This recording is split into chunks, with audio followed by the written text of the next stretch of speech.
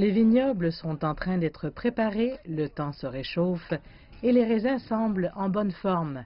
Le temps de la récolte n'est peut-être pas avant le mois de février, mais produire des vins de qualité prend du temps. Certains de ces vins sont destinés au marché mondial, notamment aux États-Unis et en Europe. Mais avec des marges aussi faibles que 1%, produire du vin pour l'Occident est devenu insoutenable pour beaucoup ici.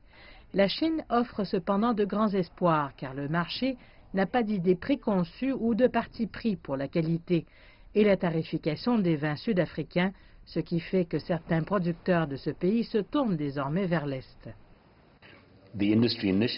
L'initiative de l'industrie est de se concentrer, ces deux plus grands marchés étant la Chine et les États-Unis, car ensemble nous voyons une opportunité sur ces deux marchés où nos perceptions ne sont pas figées.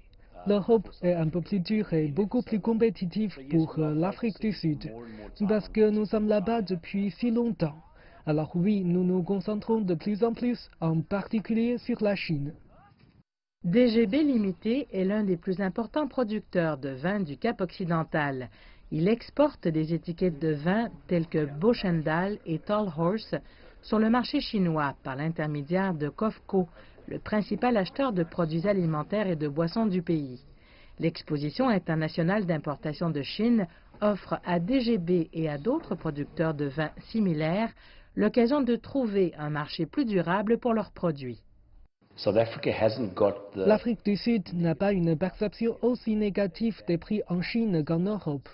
Notre marché est établi de longue date, car nous sommes relativement nouveaux sur le marché et nous sommes relativement petits. Donc il nous appartient de déterminer le prix de nos vins comme il se doit.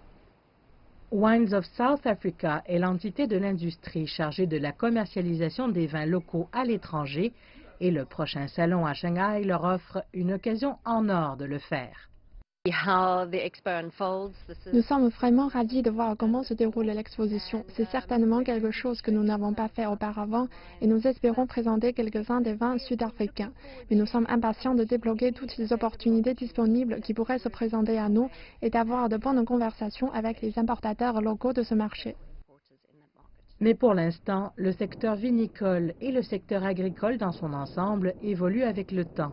Et beaucoup sont désireux d'exploiter le potentiel qui pourrait résider sur des marchés qui n'ont pas encore été exploités.